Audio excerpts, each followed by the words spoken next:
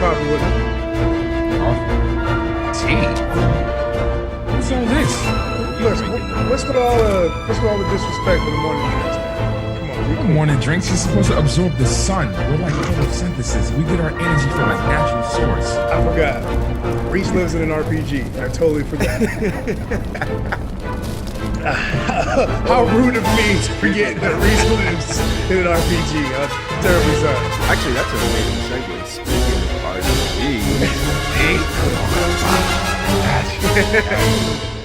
Take it away. we actually, this is our very, very first interview ever. Yes. Congratulations.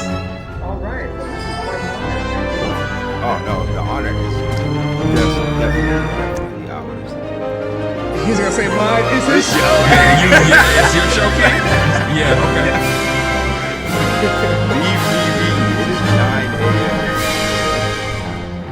I know it's 9 a.m. Oh yes. This is, yeah. Yeah, but it's all good, man. KJ is I mean, the first person. Always. oh yeah, thanks for letting us know. Just let us know if you think that the sound balance, because we always want to make sure we're giving y'all top-notch content. If the sound is off by any measure, let us know. Yeah, and also It's especially make sure you hear our guest. it's gonna level up. So. You said the sound is a little loud from the game. Oh, yeah. Sorry, I got you guys. Oh, 'cause Speaking of the game, Nathaniel, this is your game. So how about you tell us a little bit about you and the game itself? All right, sure. Yeah, so let's see here. I'm Nathaniel, and I made Himeko Sutori for a couple of reasons. The big reason was I used to be an officer in the Central Intelligence Agency. Wow. And I got really fed up with working for the government.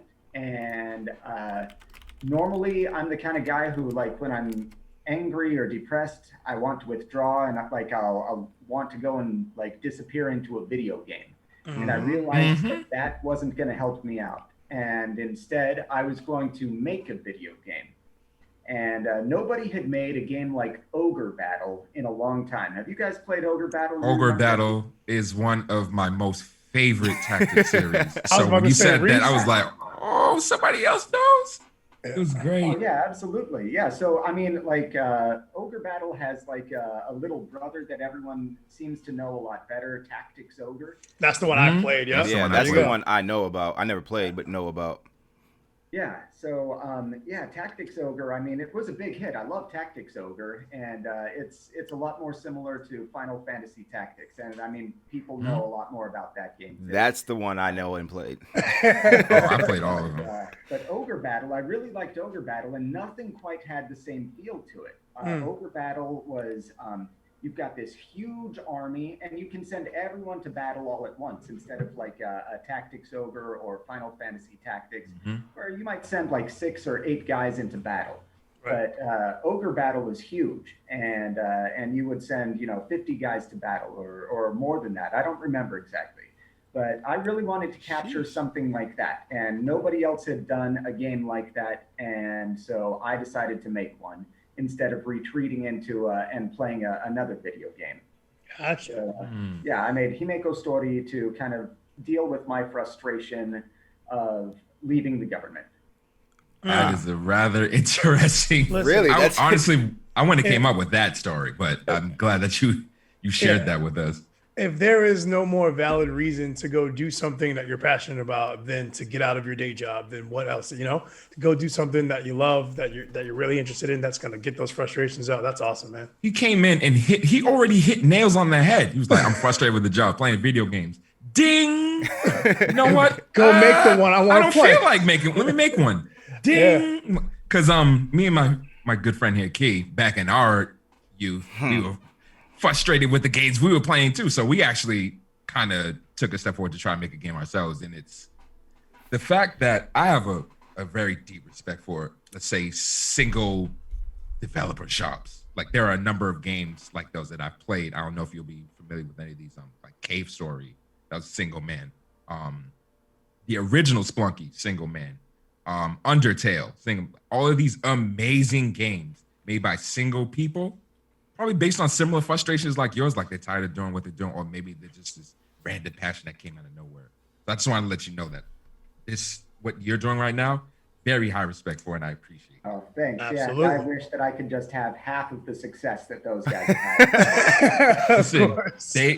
all of y'all start in the same place, and you can only go up from here. That's what I say. It's true. Are you a single developer on this? Is it just you alone? Yeah, so right now I'm a single developer. I had a very, very modest little Kickstarter about 5 years ago. It brought in about $11,000, and Nice. that paid for a couple of contractors for a little bit to get the assets that I needed to get the game off the ground. And but then pretty much once that money was spent, for the last 4 years, I've been working on it on my own. Nice. Straight out of your own pocket? Nice. So a few things I've paid for out of my own pocket, but mostly it's sweat equity. You know, if I don't know how to do something, then I just learn how to do it. Oh, that's awesome. That the is way. awesome. That is awesome.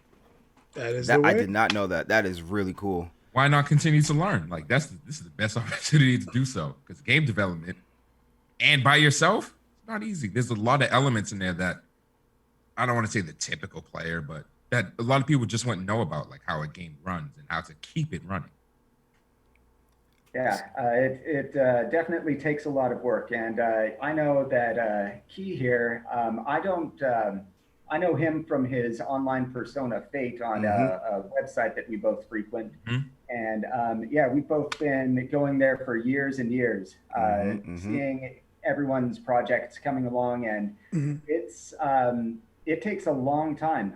We've both seen a lot of projects there start and stop, and sometimes start up again. But yeah, we definitely know it takes a lot of work. Absolutely. So now, go ahead. Okay. No, go ahead. Yeah, man. Hey. Well, I was just gonna ask: is this your first foray into game making? Is this your first? Is this what got you into game development? Yes, yeah. This is my first game that I've really tried making. Before this, you know, I did like lots of little projects, nothing that you would actually call a game. I have always had an interest in making video games, and but I never really went anywhere with it. And this time, now that I've quit my job, I really have no other choice. Tell me about it. So since you quit from that job, this has just been what you're doing. This is how long you've been in the game development scene. Yeah, and I wouldn't have been able to do this if I had stayed in the U.S. And that's the reason why all of you are so generously getting up early to talk.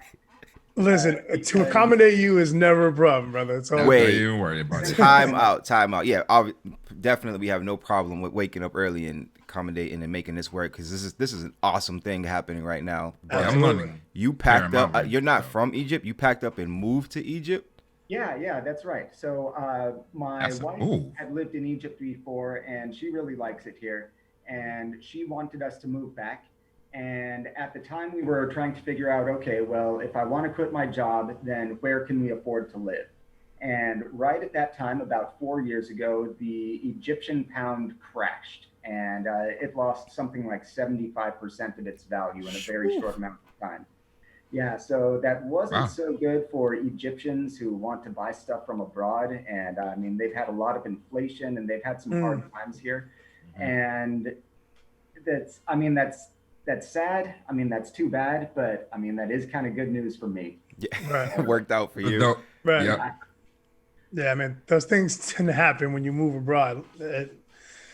It's unfortunate, but currency fluctuates, man. Yeah, man. You just got to ride the wave. It's one of those things. And, yeah, go ahead. Yeah, so we actually have a couple of friends and colleagues and things who are, you know, they're kind of battling with that same kind of, I want to try, I want to get into this, but I'm not sure. And so I just wanted to ask, like, the whole process of starting on Kickstarter, being funded, and then getting your game on Steam. Like, what was that entire process like? Okay, so let's see here. Getting on Steam was really the easiest part for me. How about that? I got on Steam back when it was on the Greenlight program. And back then, you would just put together a trailer and some screenshots, and you would upload it, and then people would come in and they would vote for your game. How about that? Since then, things have changed a little bit. I mean, now you have to pay $100 to apply to get the game on Steam. Oh, wow. But yeah, I was able to do it for free under the Greenlight program. The Kickstarter program, the Kickstarter campaign was a lot harder to do. I bet. Yeah. I actually did one Kickstarter campaign, and I was asking for $25,000, I think it was, and it failed. It didn't get anywhere near. I mean, it was like maybe $2,000 or $3,000 that I brought in, and I realized, okay, I'm definitely doing something wrong here. I've got to really reconsider how I'm approaching this. And then I worked on it for another year, and so that I had a game that I could really show off, that a solid demo. And then with that, something that isn't really publicly talked about is the way that Kickstarter works is you've got to do your own work to bring in about the first 50%.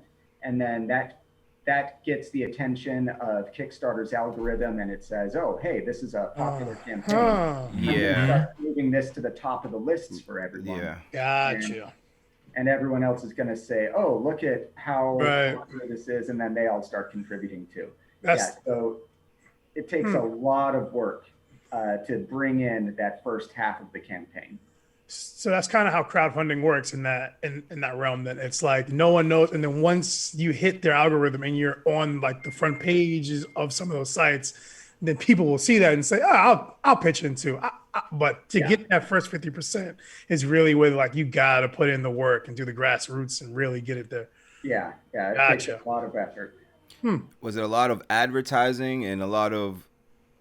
So I didn't really pay for any advertising. Mostly wow. it was talking to all of the communities that I'm a part of.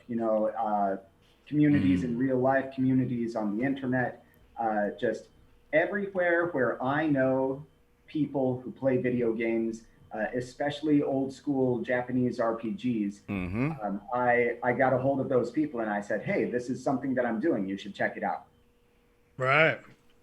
Yeah, I've backed a number of projects on Kickstarter, and I kind of see what you were saying. Like if it's, I think it's 30 days that you have until your project is funded. So if you're like on your 25th day and you're only at like 5-10% funding, I'm not going to look at you anymore because I'm like, this looks kind of questionable. It clearly doesn't have any support behind it. It doesn't seem interesting, things like that. So like I said, making sure you got that initial half on there yourself, so that's a higher percentage. So when you are brought to the front page, because I don't always typically go to the front page. I like to go into one of the categories and just keep scrolling. Let me see what's hidden behind the algorithm that hasn't popped to the top yet. My guy. Making sure that you are on those front lines. Yeah, if only more people did that. Right. If there were more Reese's in the world. So let's see. I'm more of the technical guy on the crowd. So you know me. B was more interested on, the getting started and getting there in the first place. Now you're here. Now, like you said, you have to come back and build it more a year before you went for it and try to push it out again. So I'm curious as to like what tools and programs that you like to use. I'm pretty sure there's someone listening right now that, like B said, we have some aspiring game developers. They may have their own tools that they use. So I don't know if you have a preference of tools that you use, applications, things like that. Yeah, definitely. The most important tool for me was Visual Studio. And that's where I did all of my programming. And, that's just a personal preference. You can program a game in Notepad if that's where you want to program. I wouldn't recommend it, but all you need is a text editor. Oh, no. But you could. But you could. Not recommended. Yeah. So, I made my game in Unreal. At first, it was UDK, which was that's an old program now. And then eventually I realized that my game was kind of outgrowing UDK.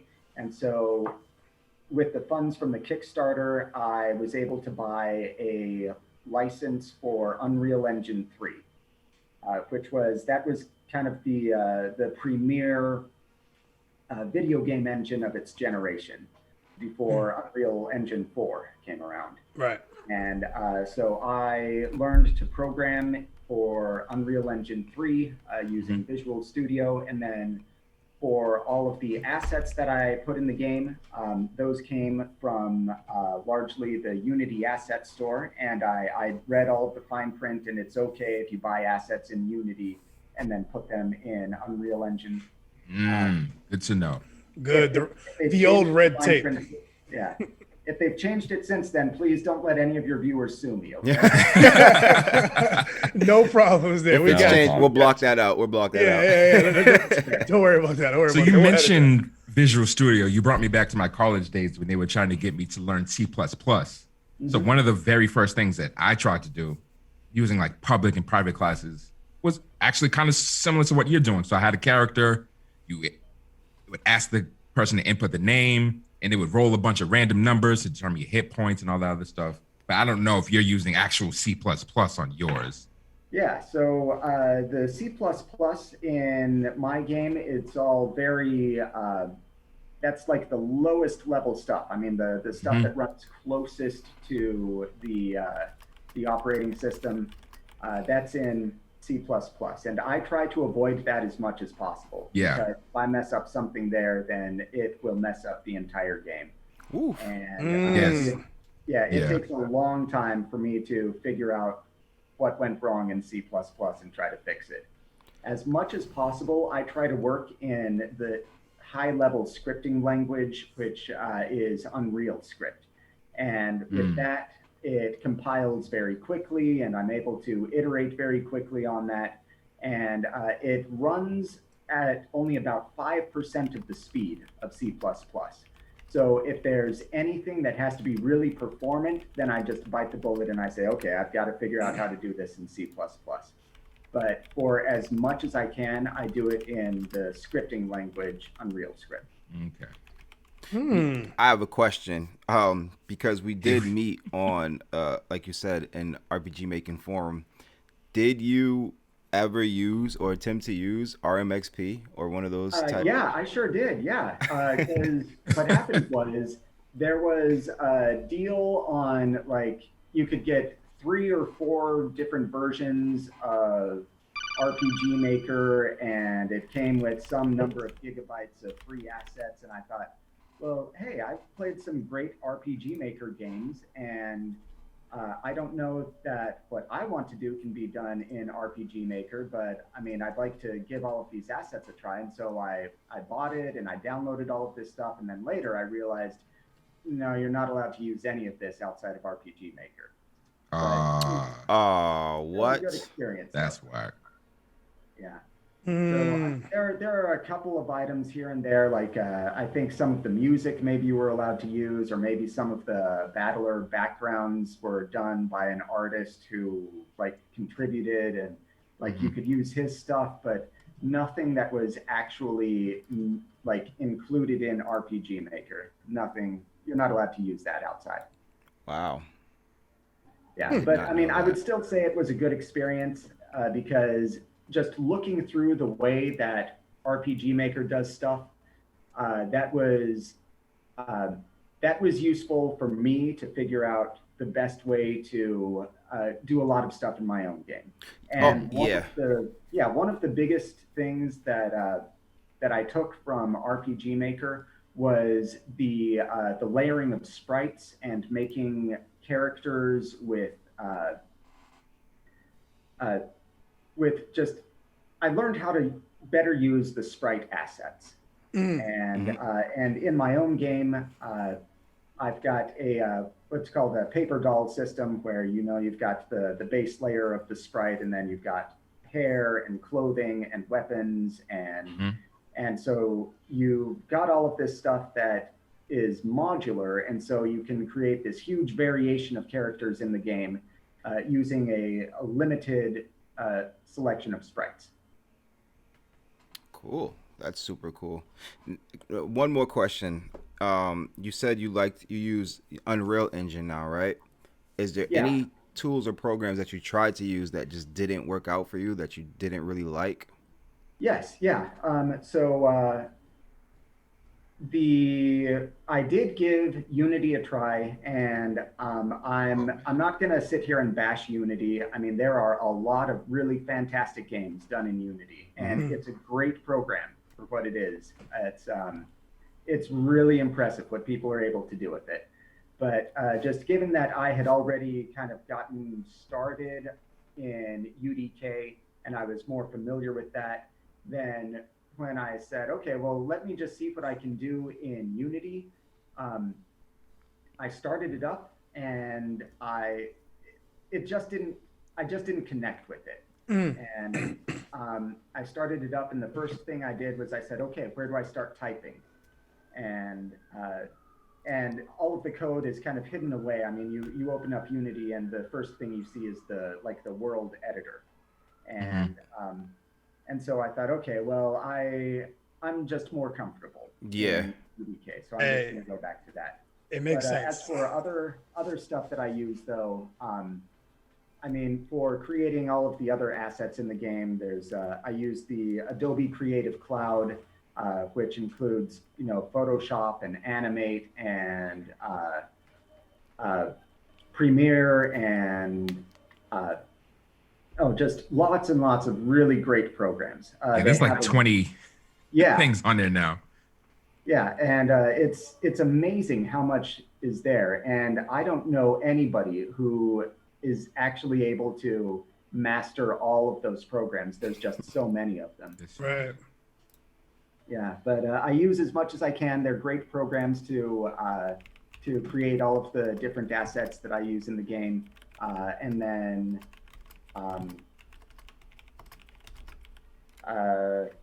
I forget where I was going, but yeah, also create. So another quick question that just came up when I was thinking about something. I'm pretty sure you're familiar with Among Us, and they ran into a really interesting issue a little whiles back where they were contemplating upgrading to a newer version, Among Us 2.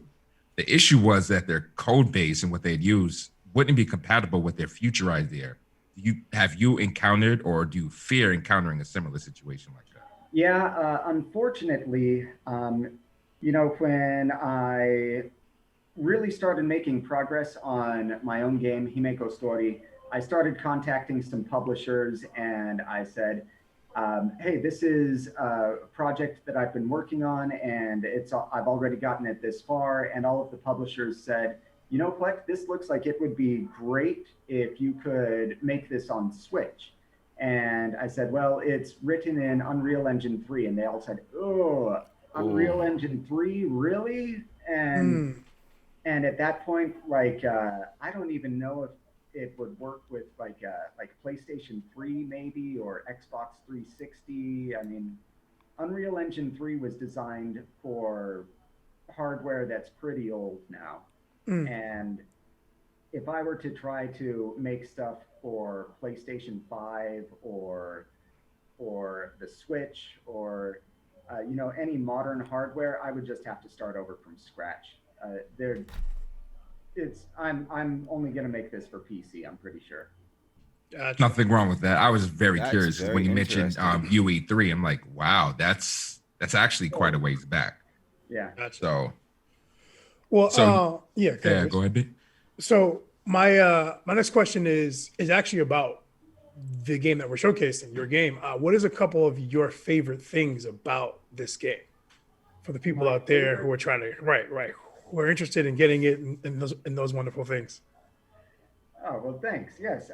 The thing that I love most about this game is that it's the kind of unique approach where the character is not the base unit of your army. It's the squad. And so you take these different characters and you grab characters that work well together and you put them into a squad.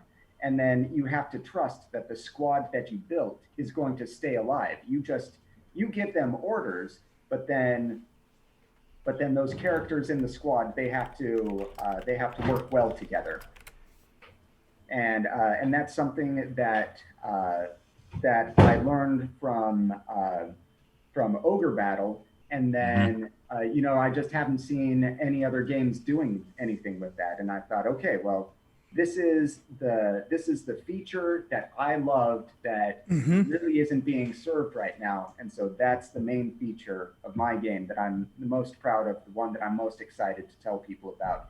This is that niche that needs to be filled, and that's what I'm doing. That's awesome. Like we play so many games, and you play so many, and you're like, man, I wish this game had this, or I wish this game had this. So it's like, well, why don't I just go make it? Like that's fantastic. That's the coolest thing when you're thinking like, yo, oh, I wish this game could do that. You know what? I'm gonna make it, and then you go and you create and you make this game, and you put all the stuff that you wish was in the game that you were playing into your own personal game with your creativity behind it, and that's beautiful. Like looking at your game, it reminds me of several games, like your hexagonal system that immediately reminds me of the Wild Arms series, which used the hexagonal positional system. And then your land system, like you said. Dude, I was just going to say, the land system's fire, dude. The land system is definitely the coolest thing that I've money. seen. Yeah, it's so money. I like the land system. You alluded that to March of the Black Queen, where you have the little army units that's moving around the map, and then you combine, and then you hope that your army bests their army. Obviously, there's little differences that you decide to introduce because this is your game. But the fact that you are reminding me of previous games that I enjoyed in the past from your game is a good thing. I'm most likely going to enjoy this one also. Yeah, thanks. And now, all of you guys were very, very kind to. I did get some feedback from you before this broadcast started, and I appreciate that you gave me that feedback, and I realized that it does still need some work. It still needs some polishing, and thanks for giving me that feedback kind of on the side. Yeah, man. We only ever want to see everyone shine over here. So I was just gonna say that's what we're all about, man. Positivity is my number one thing, dude. So it's all about, like, we all need a little help or a little critiquing to get better. That's what it's all about. Oh, thanks. Yeah, you guys are the best. Yeah, and I'm very, very glad to hear my game mentioned that this part of the game reminds me of this other game that I loved, and that's something that I'm shooting for here. It's it's not the shiniest, flashiest game out there.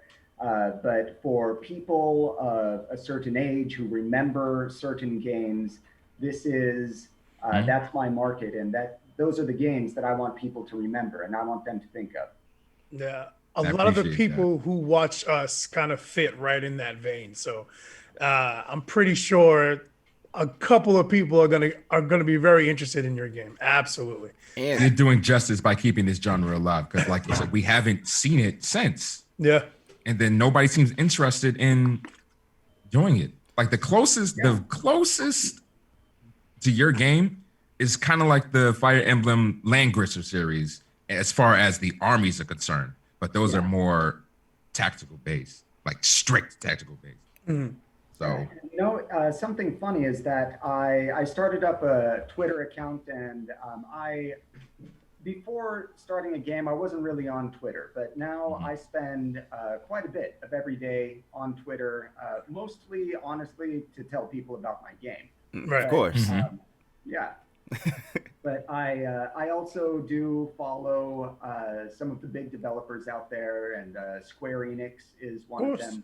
And I am amazed at how much every single day people are begging for a new Ogre Battle. And Square Enix just never responds to those people. Wait, makes no sense. Ogre Battles by Square Enix? I didn't know that. They're by Enix, I believe. Oh, they're by Enix. So I think it was Atlas was developer, and Enix was the publisher. Like, you hear that? Okay. Atlas and Enix? Wow. What? Right. That's insane. Yeah, and but I don't know if I don't know if like the IP is tied up somewhere. Like I thought that now Square Enix just owned everything and they could just make a new Yeah. game anytime they wanted.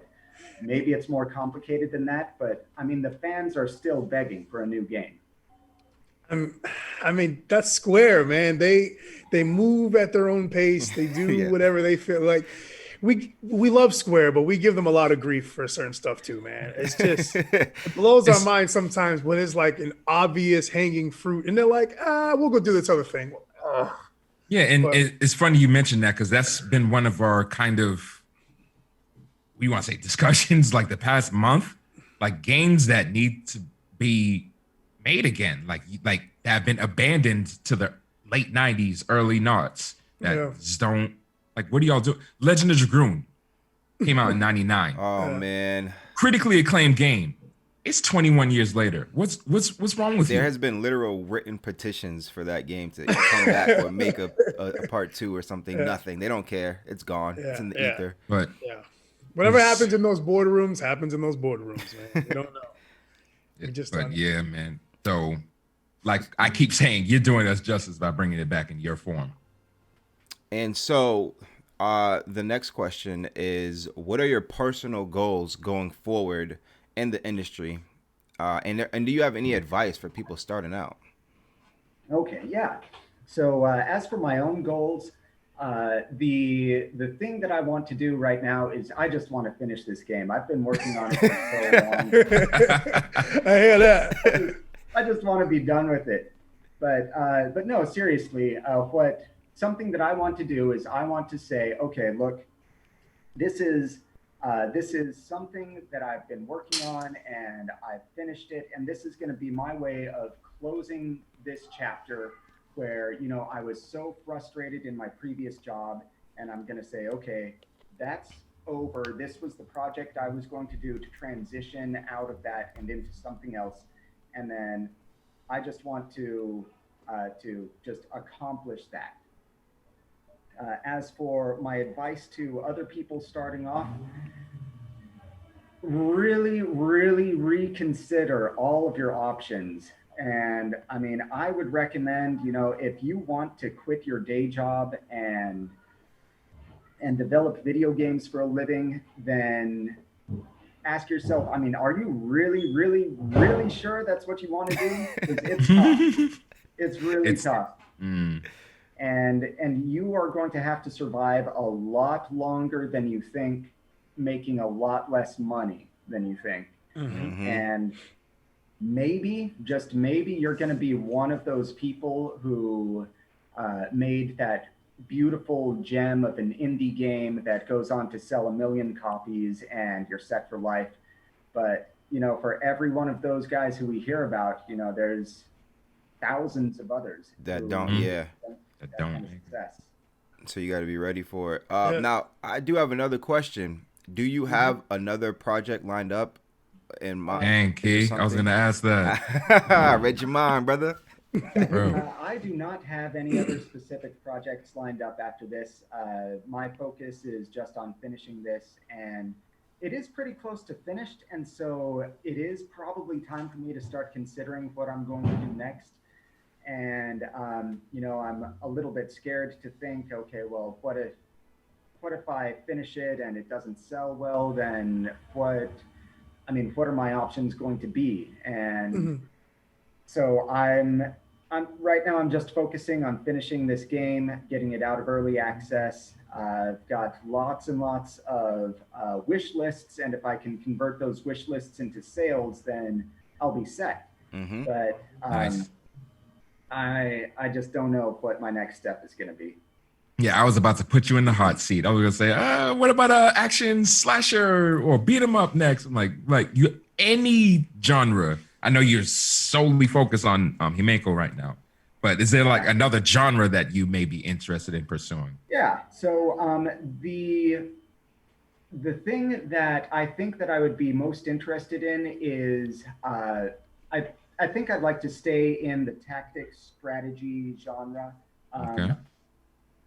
Because I feel like the like RPGs have always been my favorite kind of game, and but then I feel like strategy RPGs is really where I could make my mark, and then that's also where I've been learning the most. And so, while there are other kinds of games that I really love and I would be really interested in working on, I think that the expertise that I built would be best put to use doing another strategy RPG. Okay. Yeah, my love for tactical RPGs is almost unmatched. So I really appreciate that you're doing this. It's actually a little harder to find them on PC than I thought versus console. Like I can find a plethora of them on GBA. This is PS2, things like that. PC, there aren't a lot of them. So you putting your space out there, thank you. We actually have a couple of our followers actually went and purchased it also. So they're gonna hold it to the same standard as we did. Gonna let you know what quote needs addressing, things like that, to make sure that this can be the best game that it can be. Yeah, thanks. And you know what? I pay very close attention to all of that. I read all of the feedback that I get, and my early access launch was seriously the best thing that I could do for the quality of the game. Because when it's just me working on it, I don't have a team to go to and say, hey, what do you guys think about this? What should I do? But then the early access players have been fantastic. And they've given me so much feedback, and they've really, really helped me to improve the game. So I really do read that feedback, and I appreciate it. And I try to do as much as possible to make the players happy. That's one thing that I really, really like about this game and this project is that it had some funding, but it's mostly sweat equity. I love that. That's sweat equity. If you don't know how to do it, you go look up how to do it and you implement it. That's amazing to me. That really is like phenomenal to me. Right. It shows the love that you have for the Passion. project or for the thing that you're doing. Tenacity. You know, and All those things. I just think that speaks volumes to not just the game itself, but to the character of the team making the game. And the team is you. It's just you. So that is just, I mean, I'm just over the moon for your hard work and all those wonderful things. And all the success in the world should go to people just like you. So. Oh, well, thank you. Thank you so much. Yeah. Absolutely. And, speaking of, not knowing how to do something and then going and figuring out how to do it and then doing that and, having to rely on yourself to do it because you're the only one on the team. So often I see people on video game development forums asking, hey, how do I do this? How do I get started? Where should I start? What should I do? And I mean, with all of those people, I say, come on, just do something. And, all the planning in the world isn't going to write that first line of code. And so there it is. The very first thing I did in Himeko Sutori was, this was back when I was playing Mountain Blade and Warband, not the, by the way, I'm really excited about the new Mountain Blade. I haven't bought the early access Mountain Blade 2, but from what I've seen so far, I mean, it looks good. But I was thinking, I really want to have the feeling of sending troops out into battle. And so the very first thing I did was I just had a camera and I had, a unit of 10 guys over here, and I just moved them around the screen in formation by clicking the mouse. And that was the very first thing that I put together in Himeko Sutori. And everything since then has just been adding one more piece to that.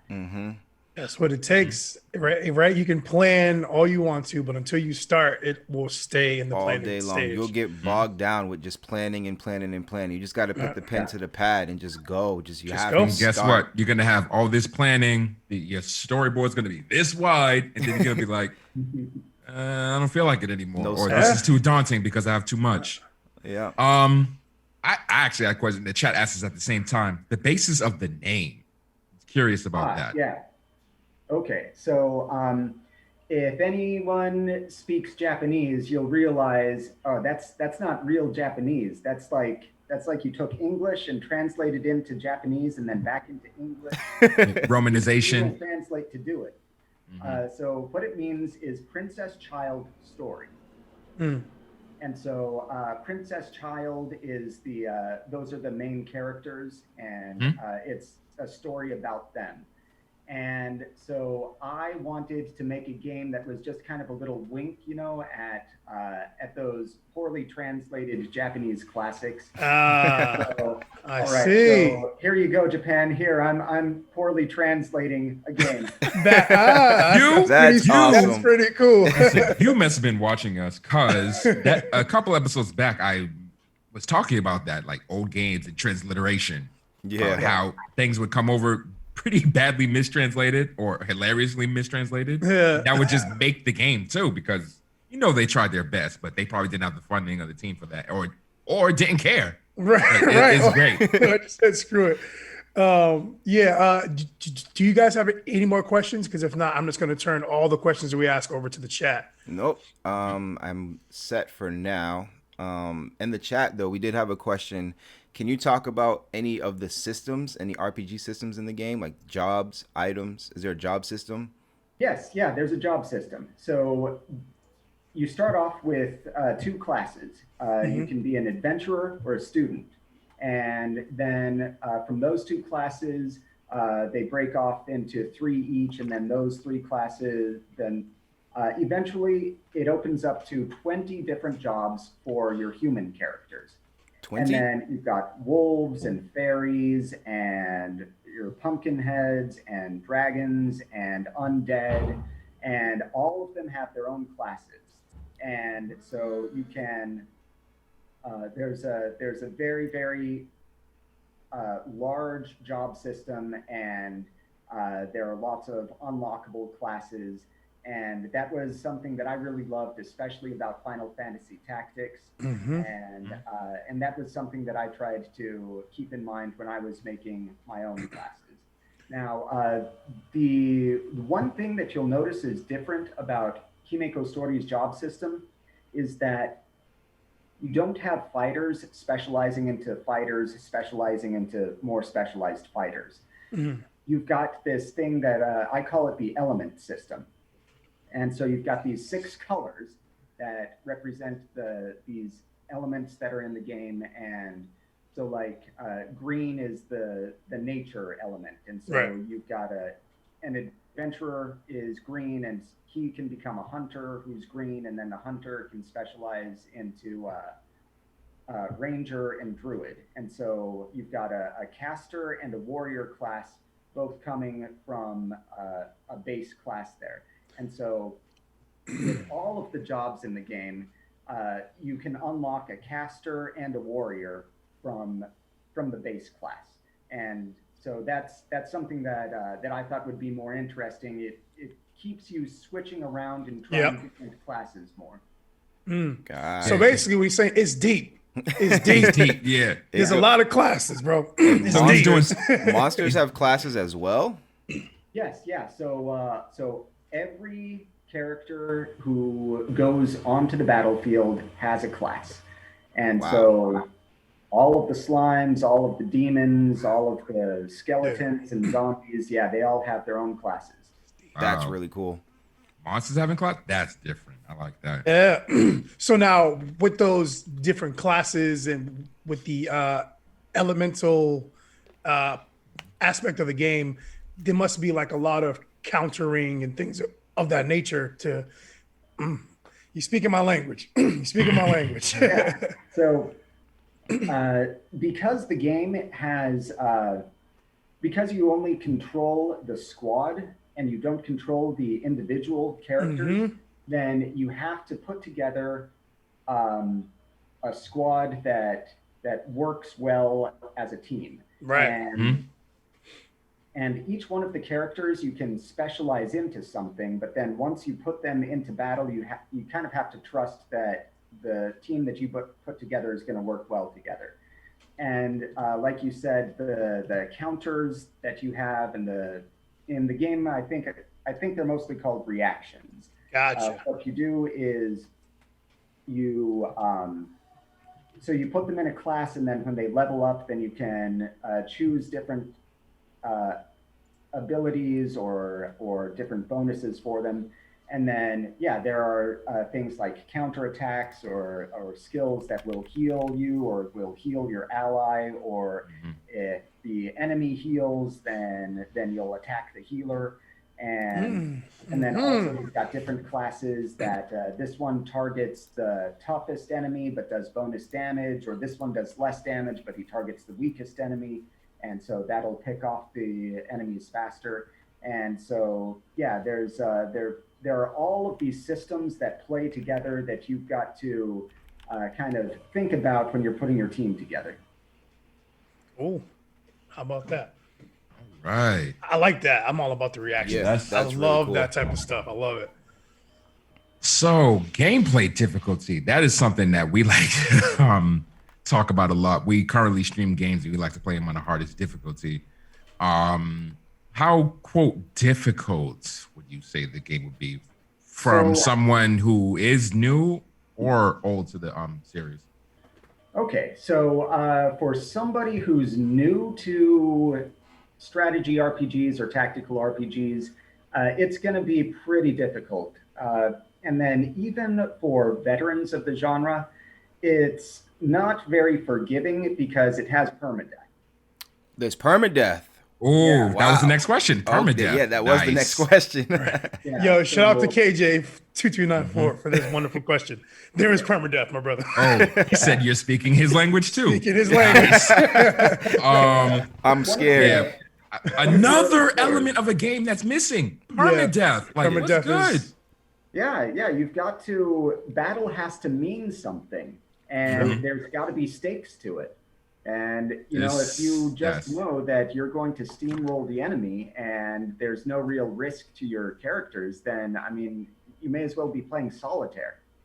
Yeah, straight up. I mean, hey, listen, it is what it is. It's got to mean something. I really like that. That is our language you're speaking. I like that concept. Continuing that original question, we know you try to get the game done so you can start working on other projects, and because you've been working on this in a while. Do you have like new game plus plans or DLC or anything like that envisioned? So yeah, but I really would like to add some more post-game content, and I think that one of the easiest things to do would be to add a multi-level dungeon, you know, like kind of in at the end of Final Fantasy Tactics, you had that. Oh my goodness, that is literally where I am in that game, and I don't even want to talk about it. When you said that, that was literally the first thing that came to my mind was Tactics, like that. Oh my gosh. Yeah, that's a really frustrating dungeon. I mean, it's so dark and you can't see anything. And do you kill characters and let their crystals appear just so that it will light up the dungeon for you? That's a strat, because you know typically you want to go and get it at first and be like, oh, but now I can't see again. I can't. Yeah. Yeah, so I think I would like to add a dungeon, and that wouldn't take too much effort, but I don't know how much I'll be able to do. I mean, if this makes me millions of dollars, then I could be like that.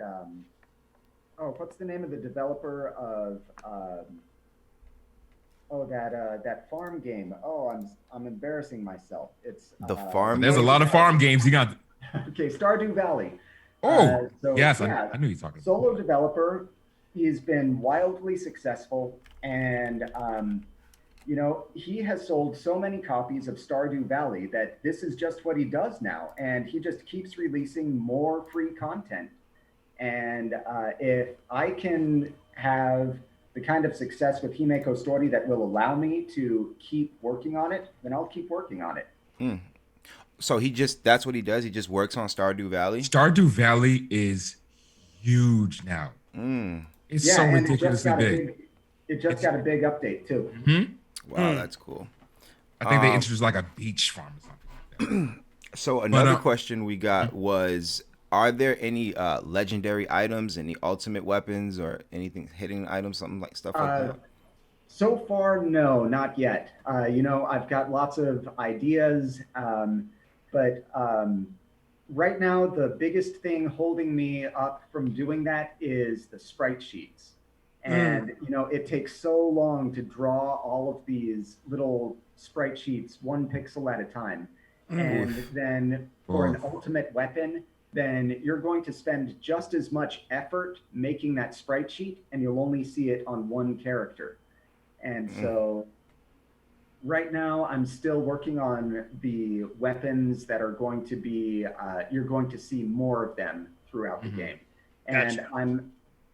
the game is pretty much finished, and I need to add more late game content, such as more powerful weapons. And that's going to be something that I would like to work on, but it's not in the game yet. Gotcha. Okay. Yeah, fair the enough. legendary item systems can be a pain because not only do you have to draw them, but now you got to create the system in order to obtain them because we're not about to hand you a legendary weapon. Oh, yeah. Right. Yeah, You know how long it took me to make this? I can't just give it to you. Yeah, like for real. Like Gotta the earn first, one of the things that come to mind is I'm not sure if you played Link's Awakening for the Game Boy. Oh, wait, hold on. How long ago was that? Early mid 90s.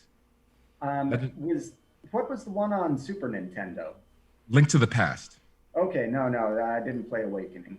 So Link's Awakening, there was this trading system where so you found this item in the beginning and you trade this item with people all over the world. Like a stick turns into a honeycomb. You get the honeycomb. It's a lot, and that's how you end up getting the more powerful weapon in the game. So just coming up with a system like that is quite the pain, also. I see what you're saying. So you get the first item, you get a stick, and then you trade that with somebody who gives you something, and then you trade that with somebody, yep. and then you do then that go through all a the way whole- until you whole get game. the ultimate. Oh gosh! But what if you never get the first item? Then you don't get that's it. Oh, that's tough. It's tough.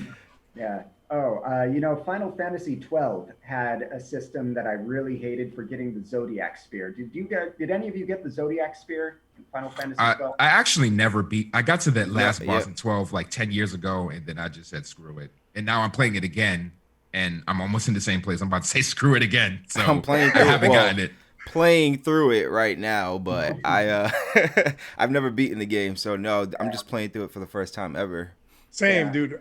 I'm in the same vein. I got really far, and then the PS3 came out, and I was like, all right, I'm just gonna move on, I guess. Yeah, That's too bad. But I'm gonna beat it eventually. Great game. One of the I frustrating love 12. things about it, though, is if you open a treasure chest and it's the wrong treasure chest, then you don't get the ultimate weapon at the end of the game. Whoa. Yeah. What? And you know what that Yeah. reminds me of?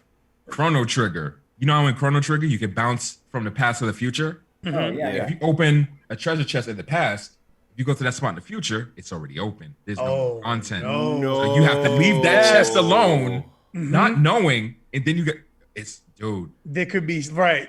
Oh. There could be a much better item in it. Yeah. The present or the future. Right. Okay, my last personal question: are there missables?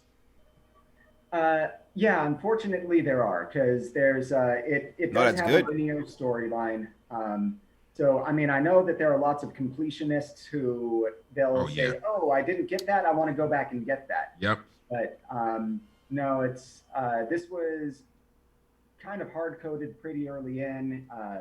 Your town is under attack, and then you have to leave, and you have to go and get help. And with how linear the story is, you're not able to go back and repeat sections. And so there are some characters that if you don't pick them up and they don't join your team, then you That's just it. don't get them.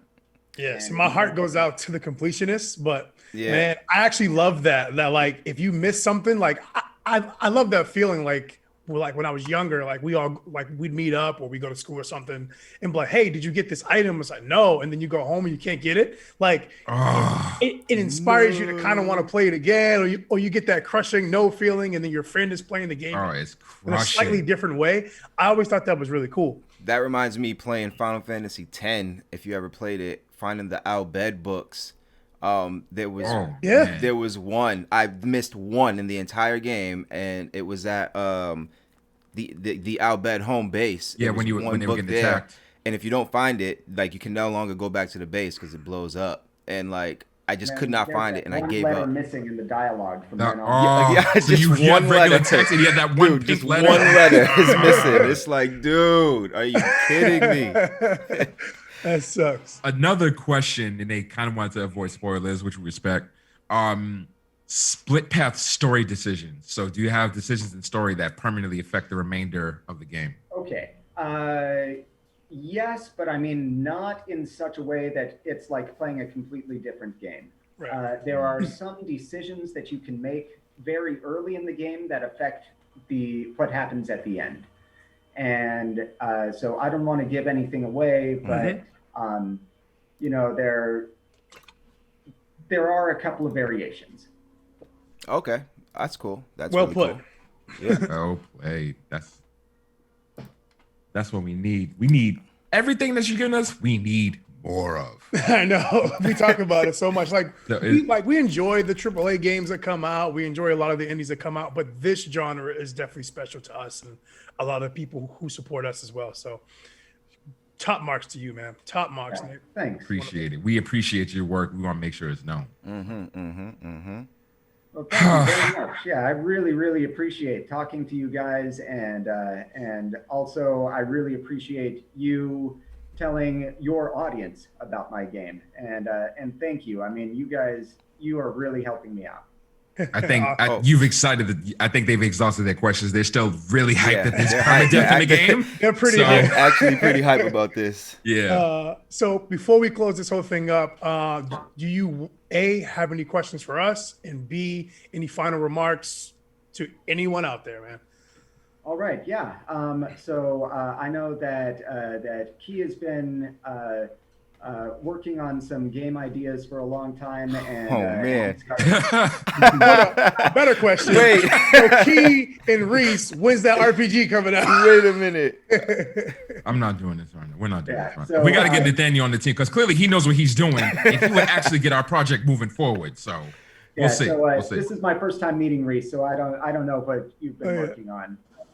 You guys, I just wish you the best of luck in your own projects. And you know, the thing that really helped me out is talking to veterans who know what they're doing. And you know, not that I know everything about developing video games, but I'm always happy to talk to anyone who wants to know how to get something done. And if there's ever anything that you guys need, then you just let me know. Oh, for sure. Thank Definitely. you. Absolutely. Appreciate you. Definitely. Nathaniel's socials are on our screen. You can see them. But if there's any other place to reach you, for them to reach out, just let them know.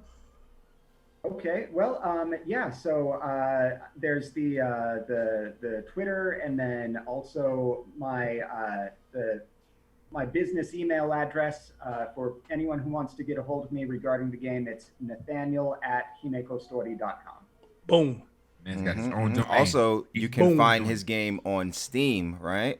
Yep. Right. Yeah. Right now. Like right now. Right now, we got a couple purchases in. Find it Right. on Steam. It's in early access, but it's in late early access. I mean, Yep. it's really Late. close. Oh man, the video game development cycle is amazing. Late early access. I know, love right? it. I love it. We used to have to just wait, and then here's a cartridge. Go play that. You know. Yeah, it's wonderful. Ryan, man, thank you for your time. Thank Thank you. for Thank you so your much. kind words. And thanks for keeping the genre alive. What about you guys? You guys have anything final No, to say? you said here? what I said. No, Thanks for keeping thank the you. genre Just thank alive. you. Thank you for coming in, talking with us, sharing your thoughts, sharing your game with us, letting us ask you these questions, pick your brain a little bit. We just appreciate you and your time. All right. Oh, this was so great. Thank you so much for having me on. Absolutely. No, man. Not a thank problem. you. Have a To wonderful evening. everybody out there. And you guys have a good day and a Merry Christmas. You too. Thank bro. you. You Thank too. you. Happy holidays.